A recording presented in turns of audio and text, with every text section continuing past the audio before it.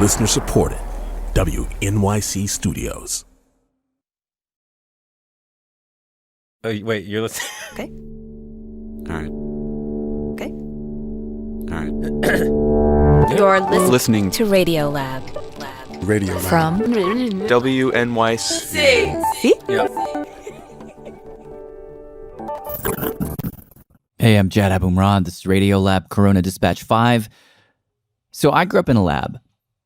And, you know, what I mean is my mother was a researcher. I would go to her research lab every day after school. I'm very familiar with what a research place feels like.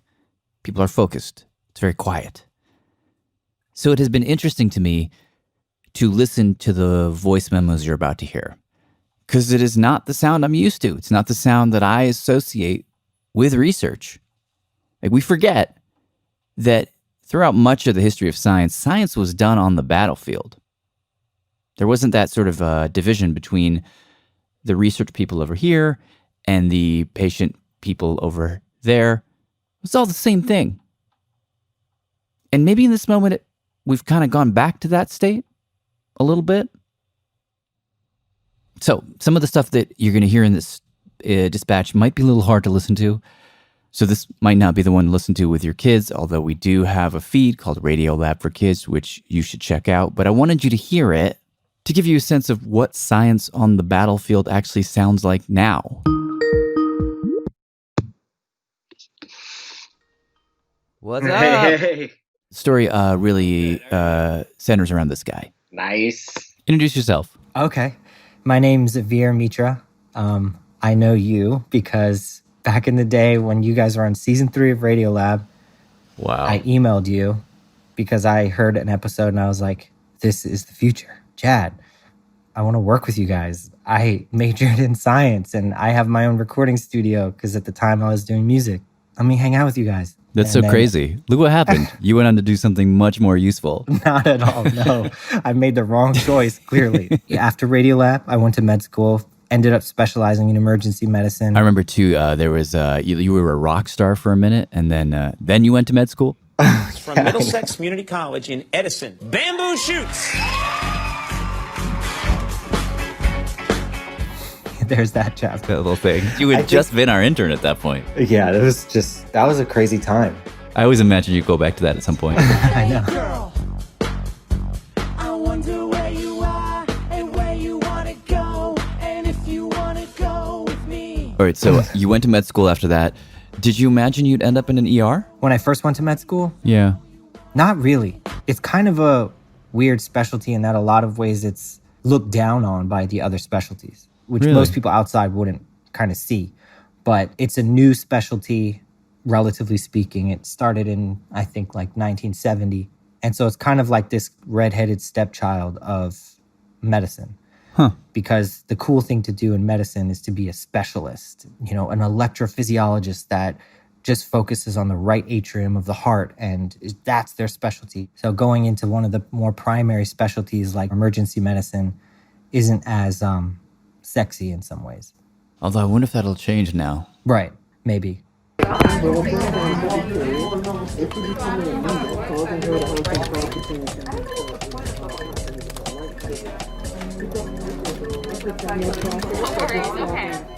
Okay, so one of the ways that I have been experiencing this pandemic, kind of as a voyeur, is through Avir.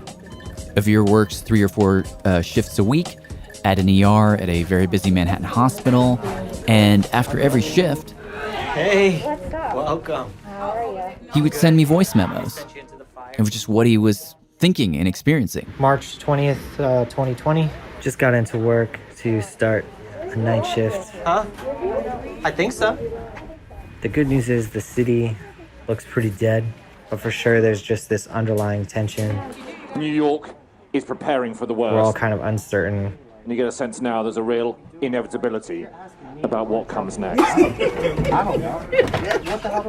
Sometimes we make some jokes about who's gonna tube us, but it's a little bit of gallows humor, I would say.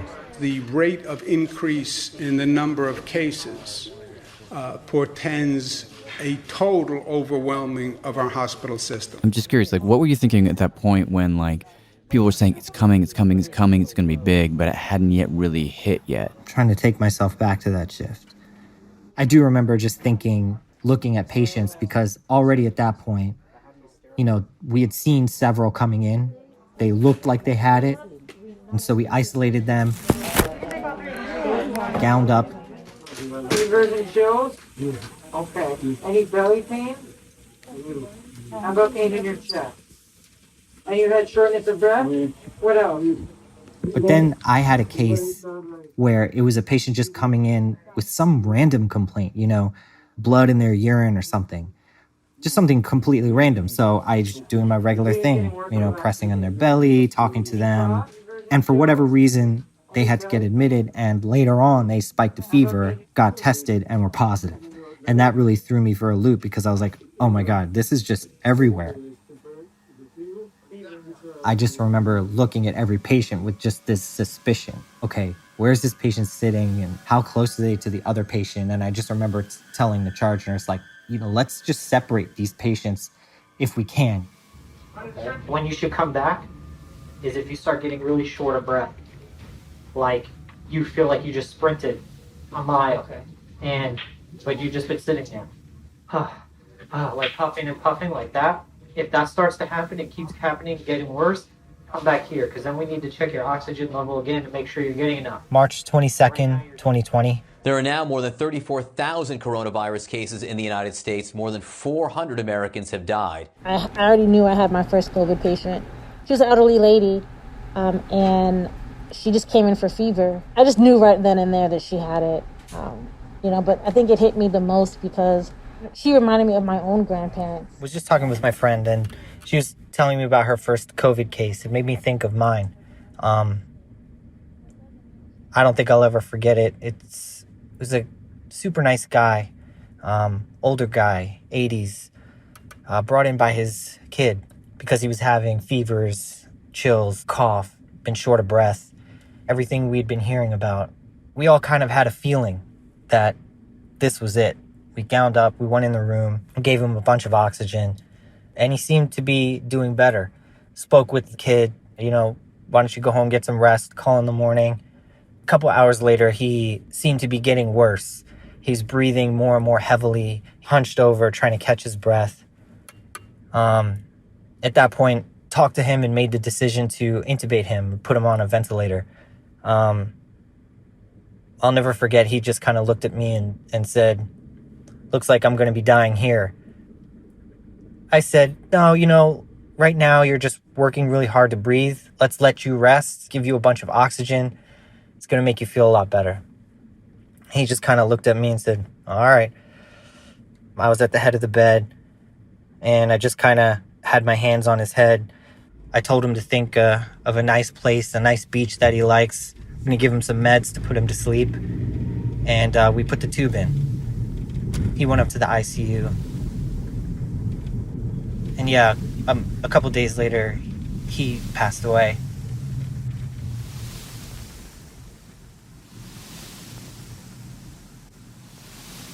March 23rd, 2020. Hi, this is Dr. Mitra. As expected, more cases. Everything's changing. Tensions are high today. March 26th, 2020. All the ICUs are slammed. Almost wonder why some people are barely noticing anything and other people are getting rather sick from it. Obviously, age has something to do with it, but it's more than that. Do me a favor.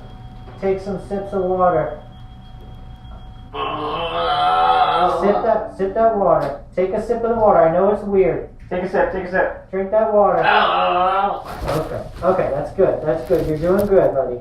Regular patients have gone way down, and now it seems like we're seeing way more of these patients than any other type.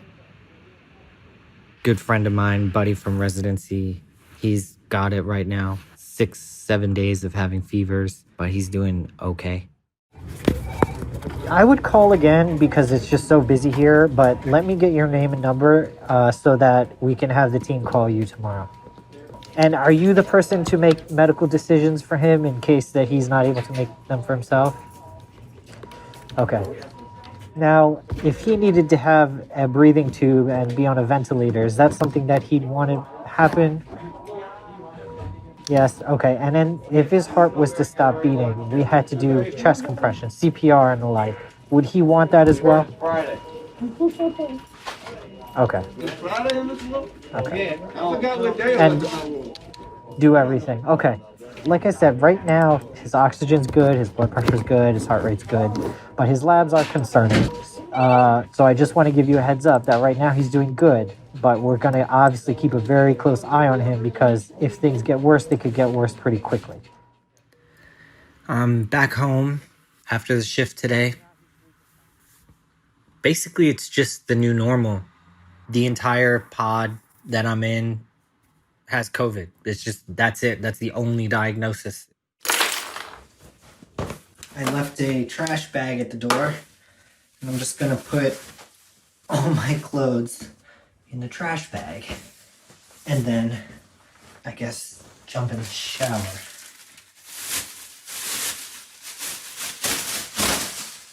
Okay.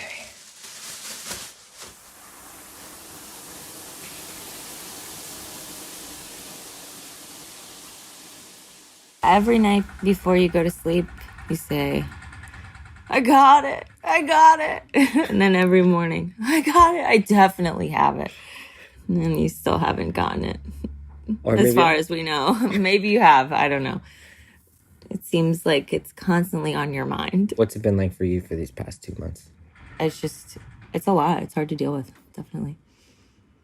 I feel bad for you because you're with me, you kind of become a high risk. No one wants to see me.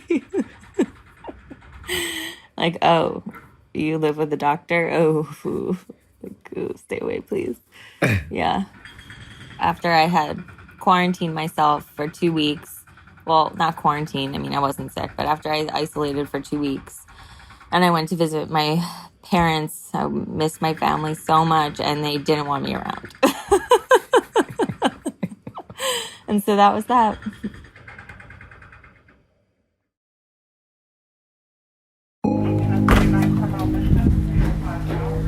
April 6, 2020. Number of deaths are up once again. Number of people we lost. Number of New Yorkers, 4,758, which is up from 159, but which is effectively flat for 2 days. The patient with abdominal pain is probably going to go over to blue. Okay. Because we're running out of isolated beds. It's just crazy how she's working on it. There's just no guidance. Like Did you mean to get an alcohol urine level? We're all out here just making our own decisions. Did you mean to get an alcohol urine level? And kind of freeballing it, really. I mean, there's just so much we don't know. April 10th, 2020. I have never in my short career seen people spreading information amongst ER doctors and ICU doctors literally by WhatsApp, texting each other images of charts that people have written, kind of really just figuring it out as it goes, which is kind of incredible because in medicine in general, we're very cautious. We'll sit in journal club meetings and debate whether we should give somebody 162 milligrams of aspirin or 325 milligrams of aspirin. We'll literally debate that for hours. But right now, we're just trying different things out almost on a whim. So these WhatsApp groups you were telling me about where you're exchanging information with doctors in Italy and China. Yeah, and a lot from Washington also. Washington State, right. Their outbreak started, I don't know, what was it, a week or two before ours? So based on, because I find this part of it really interesting, like, so what were you hearing from them? I guess phase one was expecting things based on what they were seeing. And at the time that was, okay, a virus comes to the back of your throat. It's flu-like, it's upper respiratory, it's like up here in your neck. A lot of people clear it, but if it gets worse, it progresses down to your lungs, it becomes lower tract. And that's when you start to see these pneumonias. And then if these pneumonias get bad, it becomes ARDS. Acute respiratory distress syndrome. That was phase one. So that made perfect sense to me, But then I think phase 2 was seeing things that didn't add up with that. We'll get into all of that after the break, when the battlefield science really begins.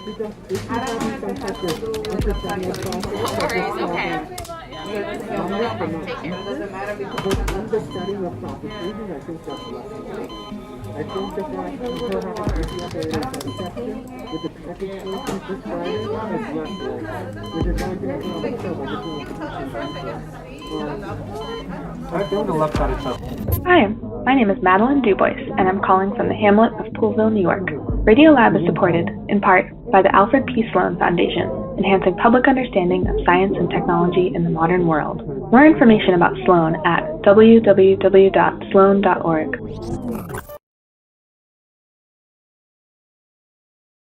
This is RadioLab. I'm Jad Abumrad. Okay, a viewer before the break was describing how in that moment when the ER was getting slammed and doctors were just trying to figure out what is going on, what is this new disease, what he and his colleagues started doing was going on these massive WhatsApp groups and exchanging information with doctors in Italy and China. It was sort of like this network of people with tin cans to their ears connected by giant strings. And he says what he was expecting to see in his ER, based on what they were telling him, were people coming in with respiratory infections, which started in their throats and then moved down into the lungs and then got much worse. But instead, what he ended up seeing was just much stranger than that. The biggest thing that struck me is patient comes in, you measure their oxygen level with a pulse ox. And to take a step back, the pulse ox is that little thing you put on your finger with a laser light. It shines a laser through your finger and reads the color of your blood. And from that, it tells you your oxygen concentration. If normal is, 97 to 100%, we're seeing patients that are at 60, 70% routinely. Normally, if someone's oxygen saturation is anything close to 70%, they're not awake. They're out of it completely. They're grasping at anything, trying to get oxygen. But these patients we're seeing routinely that are looking at us, talking to us, they're wide awake, texting on their phone, and their oxygen saturations are at these super low levels. I remember you sent me a text message of somebody who had an oxygen saturation reading of like in the 50s, and they were on their phone. Exactly. That one got circulated around because we were all seeing the same thing. And it's like, you look at someone with a 54, that's a person that you're like, okay, ma'am, you're going to be taking a long nap. You're going on a ventilator. And they may be like, whoa, right. Can I just finish posting on Instagram first? It's just so surreal. Okay. Can you tell me where you are right now? Okay, what year is it? Can I get a pen you're into? 2020. The yellow top 2020. Okay. Thank you. This is a Vera and a colleague working with a patient whose blood oxygen level had bottomed out at around 50, and yet the patient was sitting up talking to them. All right, pulse ox is coming up slowly. I mean, clinically she looks very well. Are you coughing? Fevers? Try to take some deep breaths. Big breath. Big breath, like that. Big one, big one. There we go. Perfect. Just keep doing that for me. It's going to get your oxygen into you better, okay? Okay, so you're seeing all these patients where the numbers just seem like they should be in really bad shape, but they're not. Mm-hmm. And at the same time, a preprint paper came out. And again, this is a preprint paper, so who knows what validity it will end up having. But in this paper coming out of China, they kind of found that one of the proteins made by this virus has the ability to attack hemoglobin. The paper basically argued that we've been thinking about COVID as a lung disease, but, the lungs are not the only part of the equation in terms of taking in oxygen. The lungs snatch the oxygen out of the air, but then they give it to the blood where you've got this little protein called hemoglobin. And then the hemoglobin's job is to grab that oxygen and then carry it in the blood to the tissues where it ultimately needs to go. So the idea of this paper was it could be that the virus is attacking the hemoglobin in the blood. So maybe the problem is not the lungs so much as it could be a problem with the blood. which was super exciting to me because that's like, oh, well, we have all this arsenal of weapons that we could potentially deploy against a blood problem. All sorts of other treatments we can do. We can replace the hemoglobin. You could just get a blood transfusion. Oh, interesting. So that's when I started doing some of those experiments. April 10th, 2020. Total lives lost, 7,844. Well, the lactate is clearing. I've been running experiments. So yeah, you want to do the AA gradient to see if this might be true. The way that I was thinking of, and it turns out a lot of other ER doctors were thinking of, I don't think I invented this, is to test something called an ABG, which stands for arterial blood gas. An ABG test is where the doctor draws a little bit of blood from the wrist and looks at dissolved oxygen in the blood. The thought was, if this were a hemoglobin blood issue, this test would allow him to know that. Yeah. So you know how people were talking about this being a hemoglobinopathy? Yeah. In that maybe the hemoglobin is poisoned and it's not so much a lung issue. But the fact that the PaO2 is low kind of goes against that, you know what I mean?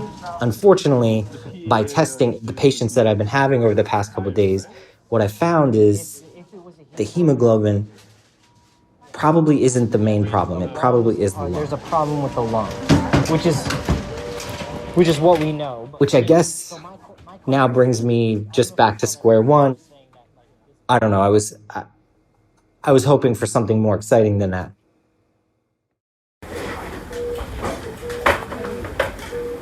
Meanwhile, April 11th, 2020. Total number of lives lost, 8,627.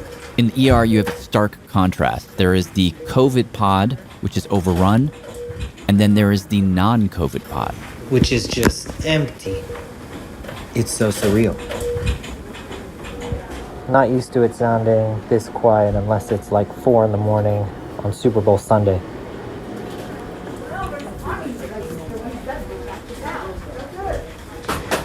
I don't know where all the appendicitis have gone. I don't know where the strokes are. Nobody has chest pain. Nobody has stomach pain. What's happening with those people right now? They're probably having heart attacks at home, waiting it out because they don't want to be exposed to sick people.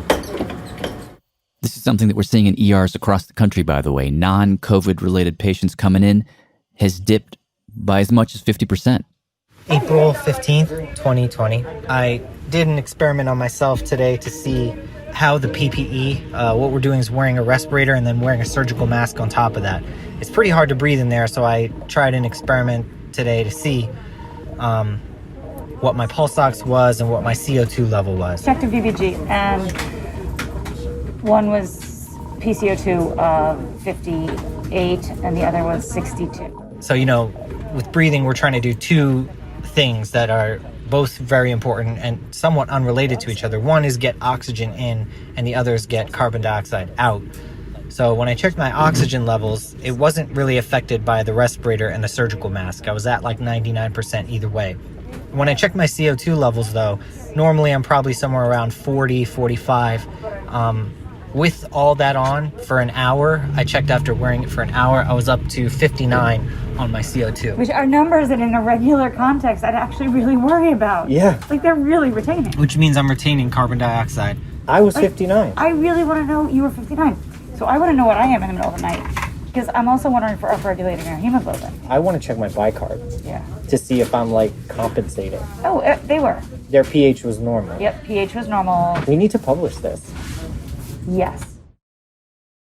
April 16th, 2020. 600 people died yesterday from the disease. Today I took a quick trip up to the ICU. The ICU is where people who have to be put on ventilators go. It was hard to see all the patients because we have them all in isolated rooms, but I was walking by looking at their vent settings. I think one thing that really struck me is the amount of hair that I saw. I spent months working in the ICU as a resident. You just get used to seeing IV drips, pumps, ventilator equipment, big bed, and gray hair on it. And I'm walking through this ICU and jet black hair, brown hair, blonde hair. That really struck me. I mean, I wish people could see that. I guess I'm used to processing the sadness of the ICU in terms of people at the end of their life who've lived a good life, and I always concoct some story in my mind of how they've lived this fulfilling life, and their family is going to feel sad, but they're going to feel like, okay, this is a sad but inevitable chapter, a final chapter. But with these patients, these aren't people who, they're not at that chapter. Their families are not going to feel closure when they die. Their kids still need a dad, It's just scary. April 21st, 2020. So, exploring another hypothesis. Again, coming back to the same problem that coronavirus is thought to infect the respiratory tract and the lungs. But we're seeing findings that are beyond that and can't be explained just by the lungs. One of the things he says that's been puzzling is just the crazy array of symptoms he's seeing in people with COVID. There's the usual cough, fever, breathing issues, but you also have people reporting neurological issues. Some people, including a few folks that I work with, lost their sense of taste and smell for a while. Others are reporting skin issues on their fingers and toes, migraines. Trying to understand what's going on and, more importantly, what to do about it. So one hypothesis that has been kind of floating around and I've been thinking about and a lot of people have been thinking about is this idea of a coagulopathy.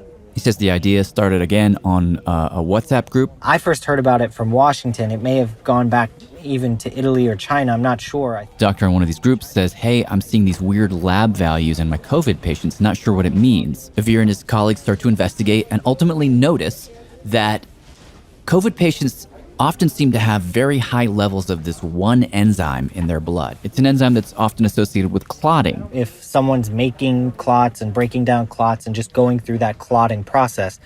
So that kind of brought up this theory of, could it be that this virus is somehow inducing little clots all over the body? Thousands and thousands of these microclots that might be jamming up the highways and preventing the oxygen in the blood from getting where it needs to go. And it also could potentially explain why we're seeing heart damage, because the blood supposed to go to the heart is getting clotted before it can get there. Same thing with the brain. And as a matter of fact, we see problems with the kidneys. We're seeing problems with every end organ. Maybe it's not a problem with the organ. Maybe it's a problem with the blood supply that should be getting to the organ. This might, emphasis on the word might, explain why there are so many different symptoms to this disease. So in our hospital, the hematology department kind of sat down with this data and came up with an algorithm for us to use in the ER and in the on the floor in the ICU, which is to basically try putting these patients on blood thinners. So let's do it. So you want to give her, so let's do Lovenox, weight-based dosing. So that's what I've been doing. That's what we've been doing for the past. She's not on any blood thinners already, right? This week, when a patient comes in, COVID positive, and they need to be admitted, we're putting them on blood thinners. And is that where you are right now? I mean, it's May 5th. We're talking for the last time before this goes out. Is that still what you're doing? Yes. For us, it's been a unique experience. I've worked in the usual experience. All right, I want to ask you about one last moment in your voice memos. This is, I think it's at a point at which in the arc of this whole pandemic so far that like the volume of patients is finally leveling off. And you're talking to these two residents who are there to help. And then there is this announcement over the intercom. Can you just, do you remember that moment? Can you just describe what that was?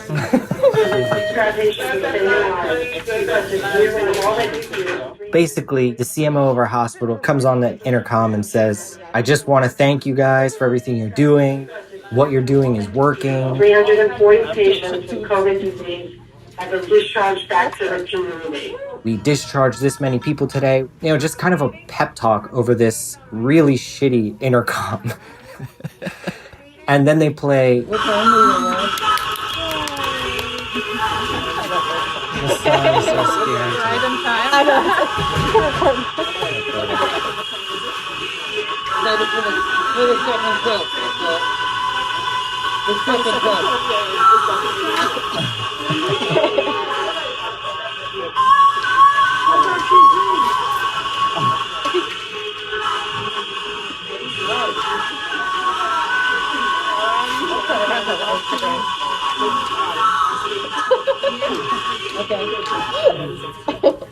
Thank you.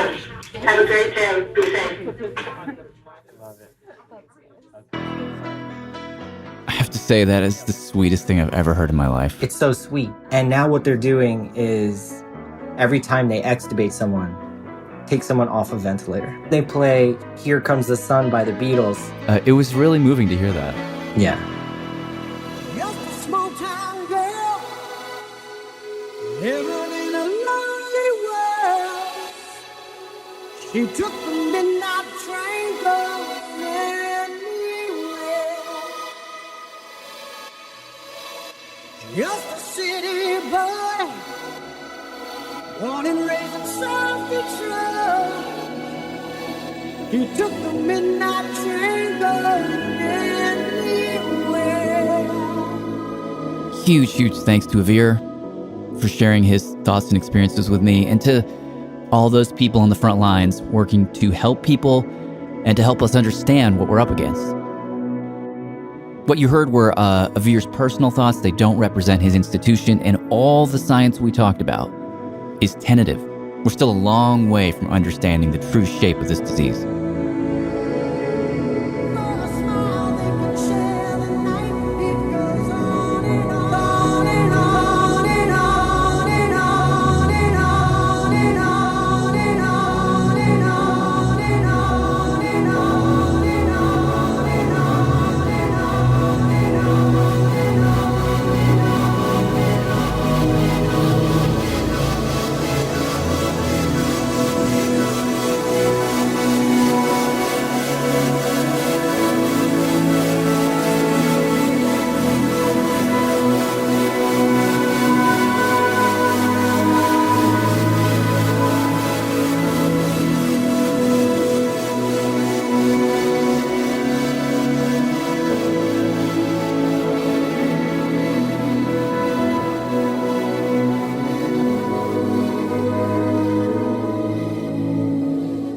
Props to Susie Lechtenberg for helping me produce this episode. I'm Jad Abumrad.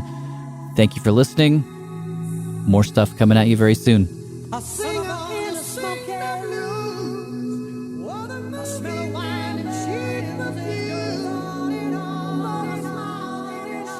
Science reporting on RadioLab is supported in part by Science Sandbox, a Simons Foundation initiative dedicated to engaging everyone with the process of science. This is Aaron Skornia calling from Jefferson City, Missouri. RadioLab is created by Jad Abumrad with Robert Krolwich and produced by Soren Wheeler. Diane Keefe is our Director of Sound Design. Susie Lechtenberg is our Executive Producer. Our staff includes Simon Adler, Becca Bressler, Rachel Cusick, David Gevel, Cecil Habte, Tracy Hunt, Matt Kilty, Annie McEwen, Latif Nasser, Sarah Kari, Ariane Walk, Pat Walters, and Molly Webster, with help from Shima Oleai, W. Harry Fortuna, Sarah Sandbach, Melissa O'Donnell, Tad Davis, and Russell Gregg. Our fact checker is Michelle Harris.